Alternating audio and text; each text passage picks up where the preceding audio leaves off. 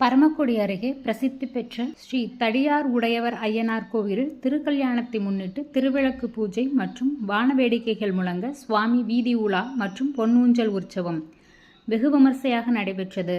ராமநாதபுரம் மாவட்டம் பரமக்குடி அருகே ராதாபுலி கிராமத்தில் அமைந்துள்ள பிரசித்தி பெற்ற ஸ்ரீ தடியார் உடையவர் ஐயனார் திருக்கோயிலில் 17ஆம் ஆண்டு வருடாபிஷேக விழாவை முன்னிட்டு வண்ண விளக்குகளால் கோயில் முழுவதும் அலங்கரிக்கப்பட்டு பண்டிதர்கள் மந்திரங்கள் முழங்க திருவிளக்கு பூஜை நடைபெற்றது. இதில் 501 நெய் விளக்கு ஏற்றி பெண்கள் பூஜை செய்து வழிபட்டனர். தொடர்ந்து தடியார் உடையவருக்கும் அம்பாளுக்கும் திருக்கல்யாண உற்சவம் நடைபெற்று வான வேடிக்கைகளுடன் திருவீதி உலா நடைபெற்றது. இதில் பெண்கள் பூஜை செய்த விளக்கினை தலையில் சுமந்து ஊர்வலமாக சென்று வழிபட்டனர்.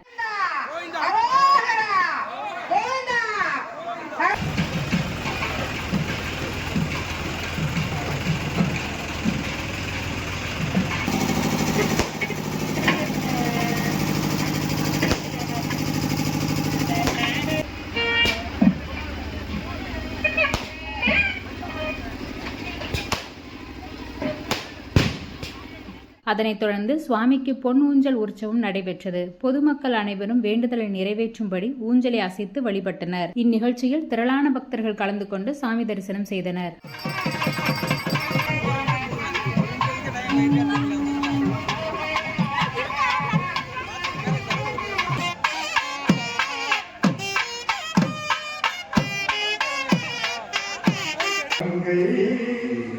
ஆ